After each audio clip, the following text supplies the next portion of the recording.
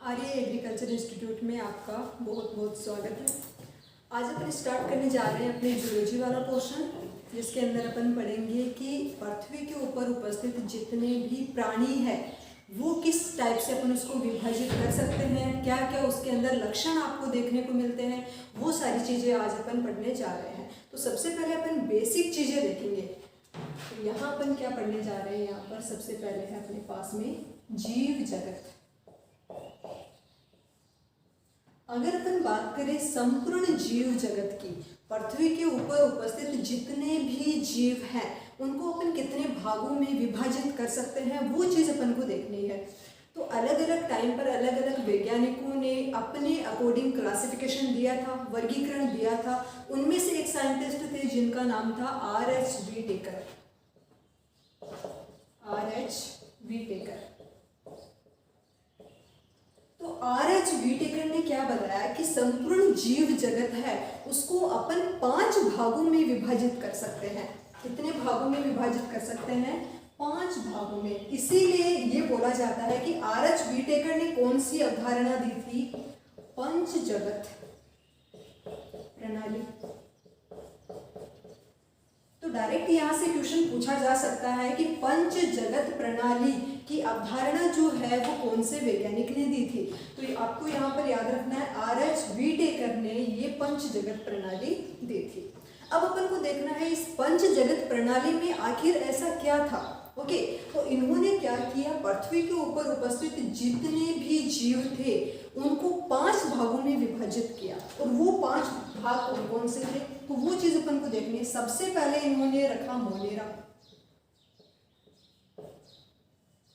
Monera के अंदर इन्होंने क्या रखा, जो भी सूक्ष्म जीव हैं, एक कोशिकीय जीव हैं या अपन बोल सकते हैं प्रोकैरियोटिक जीव है, उनको किसके अंदर रखा था इन्होंने? मोनेरा के अंदर। दूसरा इन्होंने दिया था यहाँ पर प्रोटिस्टा।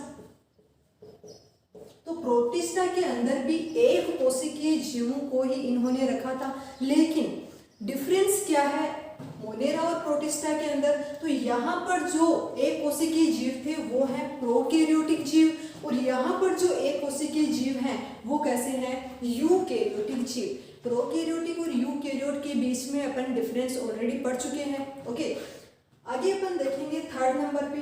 तो 3rd नंबर पे इन्होंने रखा था कवक जगत। कौन सा जगत रखा था यहाँ पर?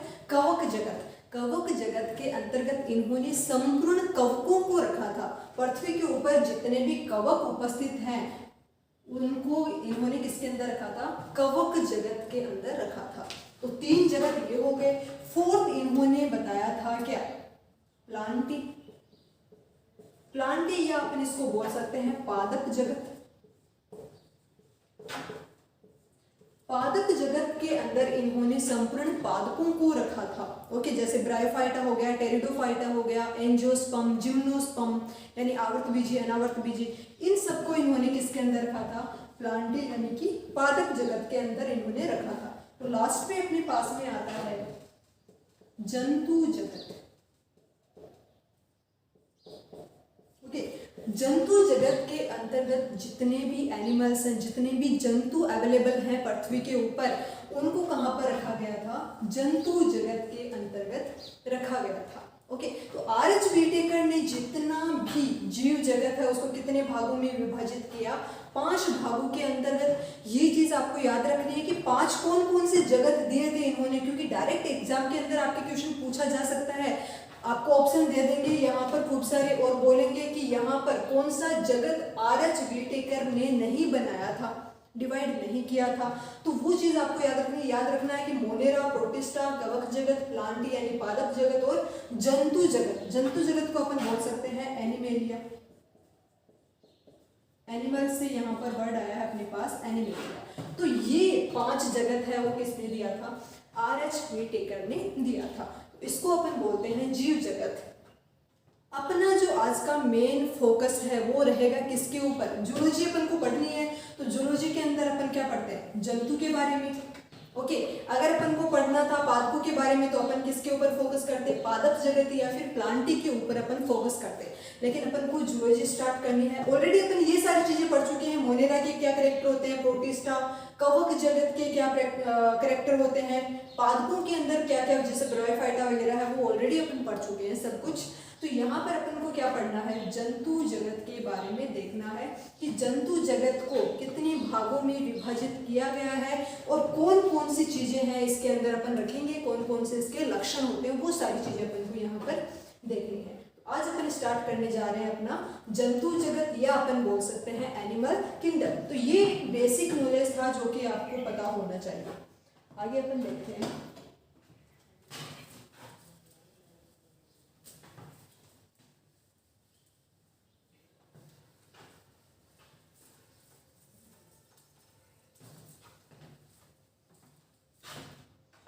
नेक्स्ट अपन को स्टार्ट करना है यहाँ पर जंतु जगत,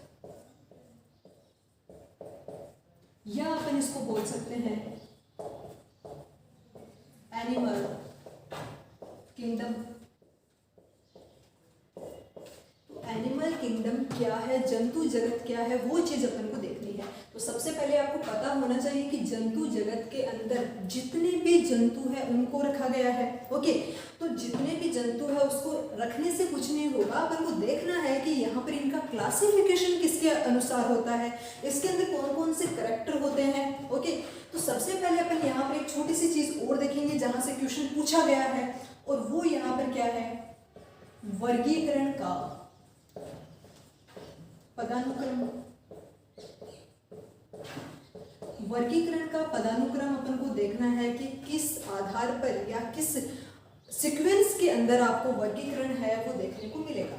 तो सबसे पहले अपन देखेंगे वर्गीकरण का पदानुक्रम में सबसे पहले अपन लिखेंगे क्या, सबसे पहले है अपने पास में जगत, या अपन इसको लिखेंगे किंगडम। सबसे पहले अपन किसको रखेंगे, जगत को रखेंगे। ये वर्गीकरण का सबसे बड़ा अपन बोल सकते हैं टेक्सा माना जाता है, टैक्सोन माना जाता है। ओके, तो सबसे पहले है जगत अपने पास, जगत के बाद में आएगा अपने पास में संघ। ओके, संघ को अपन बोलेंगे फाइलम। तो जहां पर भी बात आती है जंतु जगत की, तो जंतु जगत के अंतर्गत हमेशा क्या आएगा, यहाँ पर संघ को रखा जाएगा जगत के जस्ट बाद में। तो यहाँ पर संघ रखा जाएगा जंतु के अनुसार। लेकिन अगर अपन बात करें पादपों के क्लासिफिकेशन की, तो यहाँ पर संघ नहीं आएगा, संघ की जगह पर यहाँ पर क्या आएगा, डिवीजन आएगा। संघ की जगह पर यहाँ पर क्या आएगा, डिवीजन आएगा। ओके, थर्ड अपने पास में है संघ के बाद में अपन क्या लिखेंगे यहाँ पर, वर्ग। वर्ग का मतलब होता है यहाँ पर क्लास। ओके, तो अपन ऐसे देख सकते हैं कि एक जो जगत है, एक जगत के अंतर्गत खूब सारे संघ आ सकते हैं, एक संघ के अंतर्गत खूब सारी क्लासेस आ सकते हैं या वर्ग आ सकते हैं। वर्ग के बाद में अपन यहाँ पर देखेंगे क्या, गण। गण या अपन बोल सकते हैं ऑर्डर। तो एक वर्ग के अंदर खूब सारे गण को रखा जा सकता है। गण के बाद में अपन यहाँ पर किसको देखेंगे, गण के बाद में अपने पास है कुल। कुल या अपन बोल सकते हैं क्या, फैमिली। कुल या अपन क्या बोल सकते हैं, फैमिली। फैमिली के बाद में अपन देखेंगे यहाँ पर जीनस। जीनस या अपन इसको बोलेंगे वंश। वंश यानी जीनस अपन यहाँ पर लिख सकते हैं। और जीनस के बाद में अपने पास है यहाँ पर क्या, जाति। जाति या अपन बोल सकते हैं स्पीसीज। तो ये है अपने पास वर्गीकरण का पदानुक्रम। अब क्वेश्चन यहाँ पर कैसे पूछा जा सकता है, क्वेश्चन आएगा कि निम्नलिखित में से सही क्रम नहीं है, या फिर ऐसे पूछ लिया जाएगा कि निम्नलिखित में से सही क्रम कौन सा है। तो वो चार ऑप्शन में से आपको सिलेक्ट करके बताना है कि निम्न में से सही क्रम कौन सा है या फिर सही क्रम कौन सा नहीं है। ये जो सीक्वेंस है वो आपको याद होनी बहुत ज़्यादा जरूरी है, क्योंकि डायरेक्ट यहाँ से एक क्वेश्चन है वो पूछा गया है पहले वाले जो भी जेट के एग्जाम हुए थे, और बहुत सारे एग्जाम है जिनके अंदर ये क्वेश्चन पूछा जाता है। तो ये सीक्वेंस है वो आपको याद होना चाहिए। आगे अपन देखते हैं।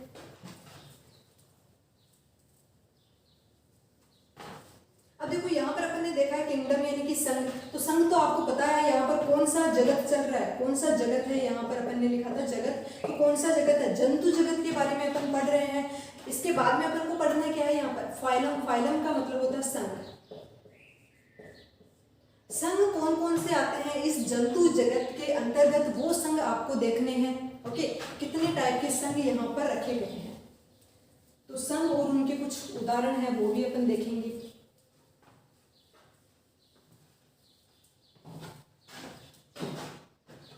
तो यहाँ देखो, सबसे पहले अपन यहाँ पर लिखेंगे संघ, और यहाँ पर देखेंगे अपन इसके उदाहरण। एक एक उदाहरण को लेकर अपन यहाँ पर चले। तो सबसे पहले अगर अपन संघ की बात करें तो सबसे पहला जो संघ इसके अंदर रखा गया है वो है अपने पास में प्रोटोजोआ। फर्स्ट जो संघ है अपने पास वो क्या है, यहाँ पर प्रोटोजोआ संघ है। प्रोटोजोआ का मतलब क्या होता है, जो भी एक कोशिकीय जीव है उनको कौन से संघ के अंदर रखा गया है, प्रोटोजोआ के अंदर रखा गया है। ओके, एक कोशिकीय है लेकिन ये किस प्रकार के होंगे, यूकेरियोटिक प्रकार के होंगे। लेकिन जो प्रोकैरियोटिक प्रकार के एक कोशिकीय जीव है उनको कहाँ रखा गया था, मोनेरा के अंदर। ये चीज अपन पहले ही देख चुके हैं। तो प्रोटोजोआ जो है उसका अपन उदाहरण देख सकते हैं। यहाँ पर उदाहरण क्या लेंगे अपन, अमीबा। तो आपको पता है अमीबा जो है वो किस प्रकार का जीव है, एक कोशिकीय या फिर बहुकोशिकीय। तो अमीबा हमेशा किस प्रकार का जीव होगा, एक कोशिकीय जीव होगा। तो प्रोटोजोआ के अंदर एक कोशिकीय जीव को रखा गया है। अमीबा जो होता है वो किस प्रकार का होगा, यूकेरियोटिक जीव होगा। यहाँ पॉइंट क्लियर है। सेकंड अगर अपन बात करें, सेकंड संघ अपने पास में क्या है, तो वो है अपने पास में पोरीफेरा। सेकंड संघ अपने पास में क्या है, पोरीफेरा। अब पोरीफेरा के जो जंतु होते हैं वो किस प्रकार के उनके लक्षण होते हैं वो तो अपन डिटेल से आगे पढ़ेंगे, लेकिन अभी आपको इतना याद रखना है कि जो पोरीफेरा होते हैं वो भी क्या है, वो पानी में पाए जाने वाले जीव है, और अमीबा जो है वो भी पानी में पाया जाता है। पोरीफेरा, पोरी यानी पोर, पोर यानी छिद्र। तो सिंपल सा मतलब है कि इसके अंदर ऐसे जीवों को रखा गया है जिसकी बॉडी के ऊपर खूब सारे छिद्र पाए जाते हैं। ओके, एग्जांपल की अगर अपन बात करें तो वो है स्पोंजिला। एग्जांपल क्या हो जाएगा इसका, स्पोंजिला। तो दो संघ अपन ने देख ले हैं, प्रोटोजोआ और पोरीफेरा। डिटेल से अपन आगे पढ़ेंगे। अभी आपको बस ये ध्यान में रखना है, एक इमेज आपके माइंड में होनी चाहिए कि संघ कौन कौन से होते हैं और उनके अंदर उदाहरण आपको एक एक पता होना चाहिए, जिसके अनुसार अपन आगे की स्टडी कर सकते हैं। तो थर्ड देखो, यहाँ पर थर्ड अपने पास में जो संघ है उसका नाम है यहाँ पर सिलेंट्रेटा।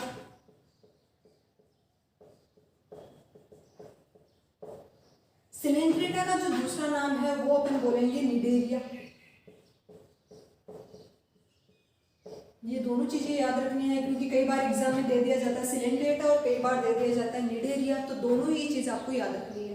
तो सिलेंट्रेटा जो संघ है उसके अंदर क्या होगा, इसका जो मेन करेक्टर है वो ये है कि इसके अंदर दंश कोशिकाएं पाई जाती है। कुछ और भी महत्वपूर्ण करेक्टर है जो अपन डिटेल में पढ़ेंगे। तो सिलेंट्रेटा का अगर अपन एग्जाम्पल देखना चाहे तो इसका एग्जाम्पल क्या होगा, हाइड्रा। आपने नाम सबने सुना है। तो हाइड्रा जो है वो कौन से संघ का सदस्य है, वो है आपके सिलेंट्रेटा संघ का सदस्य। इसके बाद में अपन देखेंगे यहाँ पर फोर्थ जो है, फोर्थ है अपने पास संघ जिसका नाम है टिनोफोरा।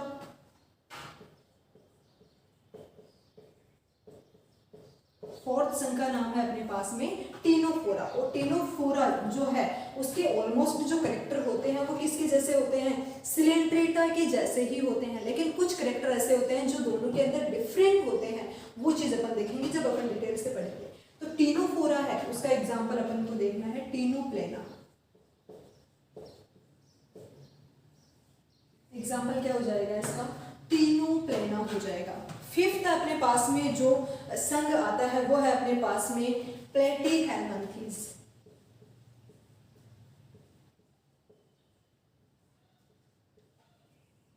प्लेटीहेल्मिन्थीज और प्लेटीहेल्मिन्थीज का मतलब होता है यहाँ पर जो भी जीव आएंगे वो कैसे होंगे, कुछ थोड़ी चपटी टाइप के होंगे। ओके, एग्जाम्पल अपन देखेंगे यहाँ पर चपटाकर्मी वगैरह। और एक जो फेमस एग्जाम्पल है वो है अपने पास में यकृत फ्लू। ये आपको याद रखना है। तो ये है अपने पास में फिफ्थ नंबर का संघ जिसका नाम क्या है, प्लेटीहेल्मिन्थीज। प्लेटीहेल्मिन्थीज के बाद में अपन देखेंगे यहाँ पर क्या, एस्केहेल्मिन्थीज। एसके हेलमंथेस। और एसके हेलमंथेस के अंदर क्या आएंगे, मोस्टली आपके गोलकर्मी आएंगे। गोलकर्मी अपन बोल सकते हैं, एक एग्जांपल अपन लेकर देख सकते हैं जिसका नाम है एस्केरिस। तो एस्केरिस जो होता है वो कौन से संघ का प्राणी है, एसके हेलमंथेस संघ का प्राणी है। एसके हेलमंथेस के बाद में अपन देखेंगे यहाँ पर 7th है अपने पास में एनेलिडा। 7th है अपने पास में एनेलिडा। अब एनेलिडा संघ के जो प्राणी होते हैं वो किस टाइप के होंगे वो भी अपन डिटेल से पढ़ेंगे, लेकिन इसका एग्जाम्पल जो आपको याद रखना है वो क्या है, केंचुआ। एग्जाम्पल क्या हो जाएगा इसका, केंचुआ। एक एक एग्जाम्पल अभी आपको माइंड में रखने हैं क्योंकि डिटेल से अपन खूब सारे और भी एग्जाम्पल देखेंगे इन संघ के, लेकिन एक एक एग्जाम्पल अभी आपको याद होने चाहिए। तो एनेलिडा अपन ने देख लिया। एनेलिडा के बाद में अपन देखेंगे यहाँ पर नेक्स्ट अपने पास में है आर्थ्रोपोडा।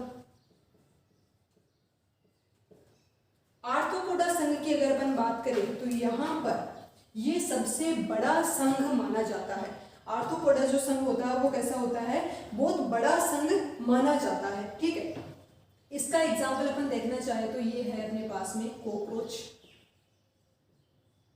तो कॉकरोच जो है वो कौन से संघ का प्राणी है, तो आंसर क्या होगा इसका, ये है आर्थ्रोपोडा संघ का प्राणी। आर्थ्रोपोडा के बाद में अपन देखते हैं 9th नंबर पे है अपने पास में मोलस्का।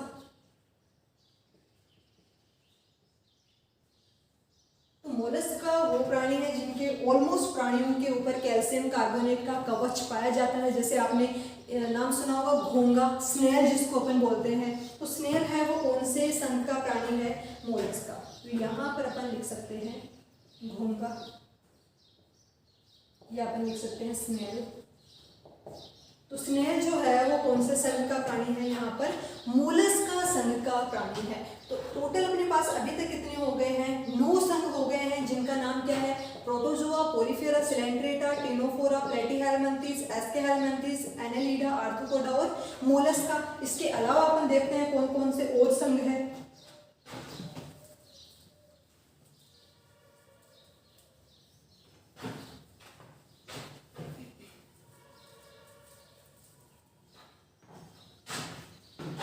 मोलस्का के बाद में अपन देखते हैं यहाँ पर 10th नंबर है अपने पास में इकाइनोडर्मेटा। इकाइनोडर्मेटा अपन को देखना है। तो इकाइनोडर्मेटा के अंदर अपन को एग्जाम्पल याद रखना है और वो क्या है यहाँ पर स्टारफिश, या अपन लिख सकते हैं यहाँ पर तारा मछली।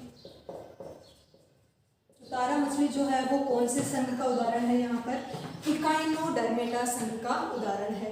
इसके बाद में अपन देखते हैं 11 नंबर पर अपने पास में है हेमिकोडेटा।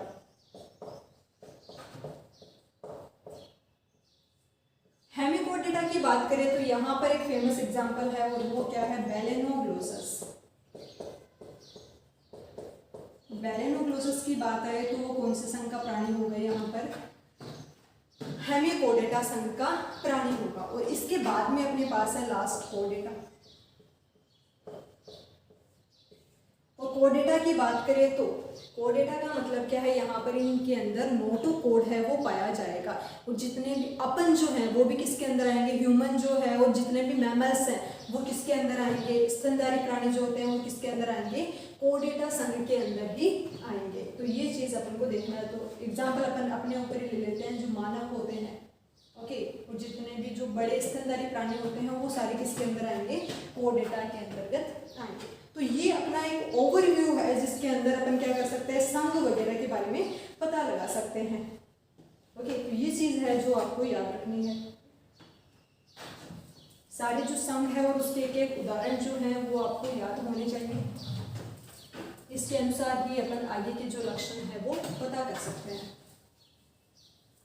तो ये एक ओवरव्यू था जिसके अनुसार आपको पता लग जाता है कि आपको इस चैप्टर के अंदर क्या क्या पढ़ना है।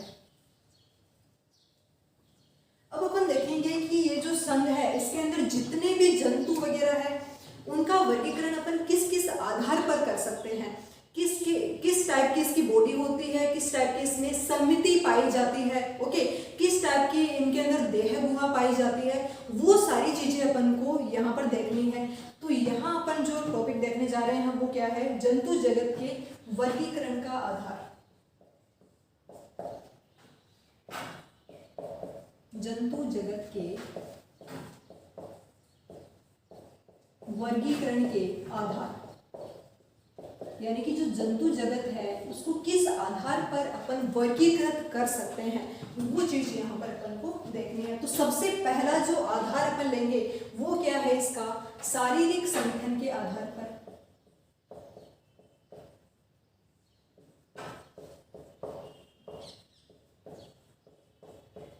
शारीरिक संगठन के आधार पर, यानी शारीरिक संगठन के आधार पर अपन जीवों को या जितने भी संघ अपन ने पढ़े हैं उन संघ में उपस्थित जीवों को अपन किस प्रकार से विभाजित कर सकते हैं, या फिर कौन कौन से संघ हैं जिसके अंतर्गत आपको किस किस टाइप का शारीरिक संगठन है वो पाया जाता है, वो अपन को देखना है। तो शारीरिक संगठन की बात करें तो कितने प्रकार के शारीरिक संगठन पाए जा सकते हैं। तो सबसे पहले अपने पास देखो, फर्स्ट है अपने पास में एक कोशिकीय शारीरिक संगठन। फर्स्ट अपने पास में एक कोशिकीय शारीरिक संगठन। एक कोशिकीय शारीरिक संगठन का क्या मतलब है यहाँ पर, कि ऐसी बॉडी या ऐसा जीव जिसके अंदर केवल और केवल एक ही कोशिका पाई जाती है। तो इस टाइप का संघ कौन सा है आपका, उदाहरण अपन देख सकते हैं यहाँ पर क्या, प्रोटोजोआ, जिसका एग्जाम्पल अपन ने देखा था अमीबा। तो प्रोटोजोआ संघ के जितने भी जीव होते हैं उनके अंतर्गत किस टाइप का शारीरिक संगठन पाया जाता है, तो वो क्या आपको याद रखना है कि प्रोटोजोआ के अंतर्गत जितने भी जीव होते हैं उनके अंदर एक कोशिकीय शारीरिक संगठन पाया जाता है। एक कोशिकीय मतलब कि संपूर्ण जीव जो होता है उसके अंदर केवल और केवल एक ही कोशिका पाई जाती है। एग्जाम्पल अपन ने देख लिया यहाँ पर क्या, अमीबा। अमीबा के अंतर्गत यहाँ पर एक ही कोशिका पाई जाती है। इसकी जो संपूर्ण शरीर है वो केवल एक कोशिका से मिलकर बना होता है। नेक्स्ट अपन देखेंगे यहाँ पर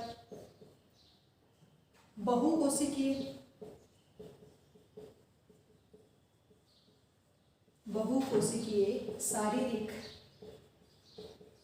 संगठन। बहुकोशिकीय शारीरिक संगठन। बहुकोशिकीय शारीरिक संगठन का क्या मतलब है यहाँ पर, कि इन जीवों के अंदर इनका जो शरीर होता है वो एक से ज्यादा कोशिकाओं से मिलकर बना होता है। एक कोशिकीय के अंतर्गत अपन ने देखा कि जीवों का जो शरीर है वो केवल एक कोशिका से मिलकर बना होता है, लेकिन बहुकोशिकीय शारीरिक संगठन का क्या मतलब है यहाँ पर, कि जो जीवों का शरीर होता है वो एक से ज्यादा कोशिकाओं से मिलकर बना होता है। ओके, तो यहाँ पर बहुकोशिकीय शारीरिक संगठन का मतलब क्या है, एक से ज्यादा कोशिकाएं होंगी। और उदाहरण अपन देखेंगे, उदाहरण क्या हो जाएगा इसका, पोरीफेरा। तो पोरीफेरा संघ जो होते हैं जिसके अंदर स्पंज, इसको अपन स्पंज वाला संघ भी बोल सकते हैं, इसके अंदर बहुत सारी कोशिकाएं तो होंगी लेकिन वो कोशिकाएं उत्तक का निर्माण नहीं कर पाएंगी। ओके, बहुत सारी कोशिकाएं होंगी लेकिन वो उत्तक का निर्माण नहीं कर पाएंगी। ये जो कोशिकाएं हैं वो ढीले रूप से आबद्धित होती है, यानी ढीले रूप से ये व्यवस्थित होती है और ढीले रूप से व्यवस्थित होकर कंप्लीट जीव का निर्माण करती है। इसीलिए अपन ढीले रूप से व्यवस्थित होने की वजह से इन जंतुओं को अपन पकड़ के ऐसे पिचकाएंगे तो वो पिचक जाएंगे। ओके, क्यों, क्योंकि स्पंज नाम दिया। स्पंज का मतलब क्या है, इसको अपन आसानी से पिचका सकते हैं। तो इसीलिए अपन पोरीफेरा संघ को अपन बोलते हैं स्पंज संघ, जिसके अंदर स्पंज वगैरह को रखा जाता है, स्पोंजिला वगैरह, इसके उदाहरण अपन ने देखे थे। तो पोरीफेरा संघ के जितने भी प्राणी होते हैं वो कैसे होंगे, बहुकोशिकीय शारीरिक संगठन इसके अंदर पाया जाएगा। इसके बाद में अपन बात करेंगे यहाँ पर थर्ड टाइप का अपने पास में उत्तकीय संगठन। उत्तकीय संगठन यानी यहाँ पर जो कोशिकाएं हैं वो बार बार विभाजित होकर कोशिकाओं का एक समूह बना लेती है, जिसको अपन क्या बोलेंगे, कोशिकाओं के समूह को उत्तक बोलेंगे। ओके, और इस टाइप के उत्तक के अंदर जो कोशिकाएं होती है वो दृढ़ रूप से, या अपन बोल सकते हैं मजबूत रूप से एक दूसरे के साथ में जुड़ी हुई रहती है, अरेंज रहती है। ओके, इसका मतलब उत्तकीय जो संगठन होता है उसके अंदर क्या होगा, उत्तकों का निर्माण है वो स्टार्ट हो जाएगा। इसके अंतर्गत अपन कौन कौन से संघ को रखेंगे, तो संघ है यहाँ पर उदाहरण अपन देख लेंगे, सिलेंट्रेटा,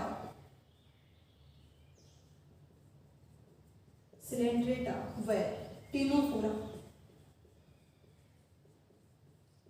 सिलेंट्रेटा और टिनोफोरा के जो भी जीव होंगे उसके अंदर किस टाइप का उत्तकीय संगठन आपको देखने को मिलेगा, किस टाइप का संगठन मिलेगा आपको, उत्तकीय संगठन है वो आपको देखने को मिलेगा।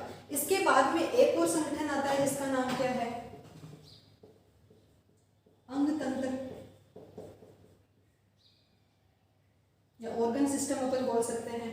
तो इस टाइप का संगठन है वो किसके अंदर मिलेगा, अंगतंत्र का मतलब क्या है, उत्तक बनने के बाद में क्या होता है, उत्तक बनने के बाद में क्या होता है, ये जो उत्तक है उसी से क्या बन जाएंगे, अंग का निर्माण हो जाएगा।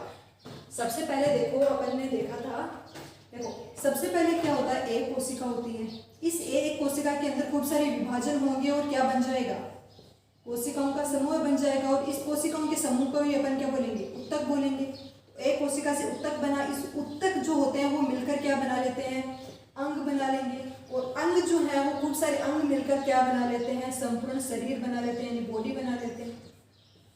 तो इस टाइप से सिस्टम वो चलता है। जैसे अपन बात करें मनुष्य की, तो मनुष्य के अंदर भी क्या होता है, मनुष्य का जो उत्पत्ति होती है वो स्टार्ट होती है एक कोशिका से जिसका नाम होता है जायगोट। जायगोट की कोशिकाएं वो लगातार विभाजित होकर क्या बना लेगी, उत्तक का निर्माण कर लेगी। और ये जो उत्तक होता है वो खूब सारे उत्तक मिलकर बना लेंगे अंग, और अंग जैसे कि अपना हाथ है, ओके, और यहाँ पर अंग जो है वो मिलकर बना लेंगे खूब सारे अंग जैसे कि हाथ, पैर, कान, नाक, ये सब मिलकर क्या बना लेंगे, शरीर का निर्माण कर देंगे। ओके, तो इसको अपन क्या बोलेंगे, अंगतंत्र। अंगतंत्र का मतलब क्या होता है कि पूरी बॉडी है उसके अंदर खूब सारे अलग अलग प्रकार के अंग आपको देखने को मिलेंगे।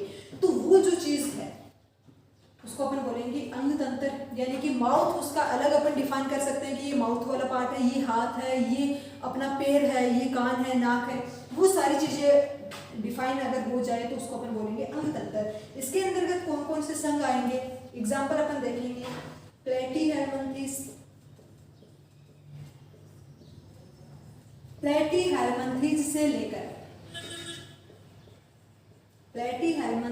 लेकर कोर्डेटा तक के जितने भी संघ है, प्लेटीहेल्मिन्थेस से लेकर कोर्डेटा तक के जितने भी संघ है उसको अपन किसके अंदर रखेंगे, उसके अंदर कौन से तंत्र पाए जाएंगे, कौन सा संगठन पाया जाएगा, अंगतंत्र। जैसे प्लेटीहेल्मिन्थेस है, एस्केहेल्मिन्थेस है, एनेलिडा है, मोलस्का है, हेमिकोर्डेटा है, कोर्डेटा है, वो सब किसके अंतर्गत आएंगे, उसके अंदर कौन सा तंत्र पाया जाएगा, अंगतंत्र है वो पाया जाएगा। तो शारीरिक संगठन के आधार पर, शारीरिक संगठन के आधार पर अपन क्या बोल सकते हैं कि इन जीवों के अंदर 4 प्रकार के शारीरिक संगठन पाए जा सकते हैं। जितने भी अपन ने संघ देखे थे तो 4 प्रकार कौन कौन से हैं, एक कोशिकीय शारीरिक संगठन, बहुकोशिकीय शारीरिक संगठन, उत्तकीय संगठन और अंग संगठन, या अपन बोल सकते हैं अंगतंत्र।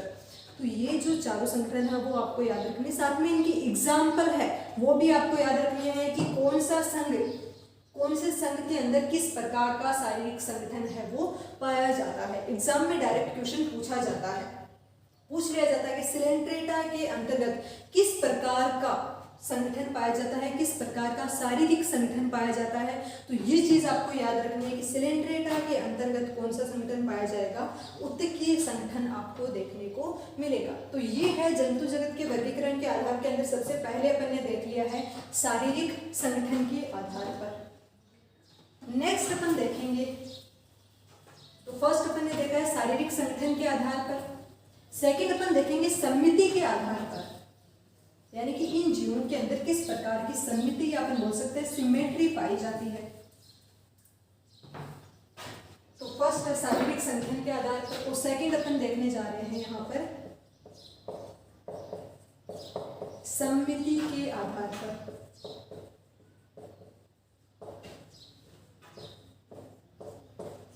सम्मिति का मतलब होता है कि जीव जो है वो किस प्रकार से बना हुआ है, उसकी सम्मिति क्या है। अगर अपन जीव को 2 भागों में काटेंगे, 2 बराबर भागों में अपन काटेंगे तो क्या वो 2 बराबर भागों में कट जाएगा या फिर नहीं कटेगा। अगर अपने एक अक्ष से उसको काटेंगे तो क्या इसके 2 बराबर भाग मिलेंगे या फिर नहीं मिलेंगे, वो चीज अपन को डिसाइड करवाती है कि वो क्या उस जीव की सम्मिति है। ओके, अगर अपन बात करें मनुष्य के शरीर की, तो मनुष्य के शरीर को अपन यहाँ से एक अक्ष से काटे, बीच में से काटे, तो क्या 2 बराबर भाग अपन को मिल जाएंगे, बिल्कुल अपन को 2 बराबर भाग प्राप्त हो जाएंगे। तो 2 बराबर भाग अगर अपन को प्राप्त होते हैं तो उसको अपन बोलेंगे द्विपार्श्विक सममिति। उसको अपन क्या बोलेंगे? द्विपार्श्विक सममिति। अगर कोई जीव अपने पास ऐसा है जिसको अपन किसी भी अक्ष से काटेंगे 2 बराबर भाग अपन को नहीं मिलेंगे। अगर किसी भी अक्ष से काटने पर किसी जीव के 2 बराबर भाग अपन को नहीं मिलते हैं तो उस प्रकार के जीव को अपन क्या बोलेंगे? असममित जीव। क्या बोलेंगे उसको अपन? असममित जीव। यानी कि उस जीव के अंतर्गत किसी प्रकार की कोई सममिति आपको देखने को नहीं मिलती है। कोई ऐसा जीव है जिसको अपन किसी भी अक्ष से अगर काटेंगे तो 2 बराबर भाग मिलते हैं अपन को किसी भी अक्ष से काटने पर, तो इस प्रकार की सममिति क्या कहलाती है? अरीय सममिति कहलाती है। तो इस प्रकार से अपन देखेंगे कि जो जीव है उसको सममिति के आधार पर कितने भागों में विभाजित किया गया। तो सबसे पहले अपने पास में असममित जीव, असममित जीव। असममित जीव का मतलब क्या होता है कि ऐसे जीव जिनके अंदर किसी भी प्रकार की सममिति नहीं पाई जाती, यानी इनको किसी भी अक्ष से काटोगे तो 2 बराबर भाग बिल्कुल भी नहीं मिलने वाले, तो इस प्रकार के जीवों को अपन क्या बोलेंगे? असममित जीव। अब क्वेश्चन ये है कि असममित जीव कौन से होते हैं? कौन से ऐसे जीव होते हैं जिनको किसी भी अक्ष से काटने पर 2 बराबर भाग मिलते ही नहीं है? तो आंसर इसका क्या होगा? पोरीफेरा संघ के प्राणी। तो पोरीफेरा संघ के जो प्राणी होते हैं वो कैसे होते हैं? असममित प्राणी होते हैं, यानी इनके अंदर किसी भी प्रकार की कोई सममिति नहीं पाई जाती है। तो ये हो गया अपने पास में असममित जीव। दूसरा है अपने पास में द्विपार्श्विक सममिति। तो द्विपार्श्विक सममिति का क्या मतलब है? अगर अपन इन जीवों को 2 बराबर भागों में एक अक्ष से अगर अपन काटेंगे तो अगर 2 बराबर भाग मिलते हैं तो उसको अपन क्या बोलेंगे? द्विपार्श्विक सममित जीव बोलेंगे। तो यहाँ पर अपन देखेंगे कौन कौन से जीव आएंगे। यहाँ पर प्लेटीहेल्मिन्थेस से लेकर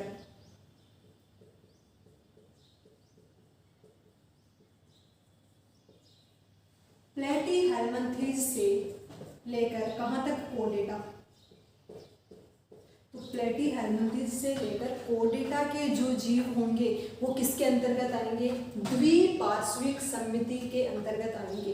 अगर इन जीवों को अपन एक अक्ष से काटेंगे, बीच में से काटेंगे तो 2 बराबर भाग आपको देखने को मिलेंगे। एग्जाम्पल कोडेटा में अपन खुद है यानी मनुष्य है, तो मनुष्य का केवल एक ही अक्ष ऐसा है जिससे काटने पर 2 बराबर भाग है वो प्राप्त हो जाते हैं। तो इसके अलावा प्लेटीहेल्मिन्थेस से लेकर कोडेटा तक के जितने भी संघ हैं उनके अंदर आपको क्या मिलेगा? द्विपार्श्विक सममिति। इसके अलावा अपन देखेंगे यहाँ पर एक चीज अपवाद आपको याद रखना है कि जो हेमिकोडेटा संघ के जो प्राणी है उसका जो लार्वा होता है, तो लार्वा के अंतर्गत आपको किस टाइप की अवस्था देखने को मिलेगी? यहाँ पर द्विपार्श्विक सममिति है वो यहाँ पर आपको देखने को मिलेगी। आगे अपन देखेंगे कौन सी? एक है अपने पास में अरीय सममिति।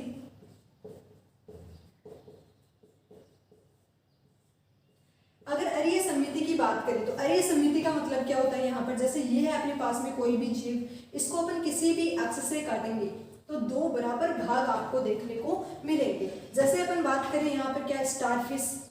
तो स्टारफिश है वो किस टाइप की होती है? इस टाइप की आपको देखने को मिलेगी, यानी स्टारफिश को अपन 2 बराबर भागों में डिवाइड कर सकते हैं किसी भी अक्ष से काट कर। तो इस प्रकार की जो सममिति होती है उसको अपन बोलेंगे अरीय सममिति। ओके, इस प्रकार को अपन क्या बोलेंगे? अरीय सममिति बोलेंगे। तो 3 टाइप की सममिति है। सममिति के आधार पर अपन इनको 3 भागों में विभाजित कर सकते हैं। तो आगे का जो पोर्शन है वो अपन कल करेंगे continue. Thank you very much.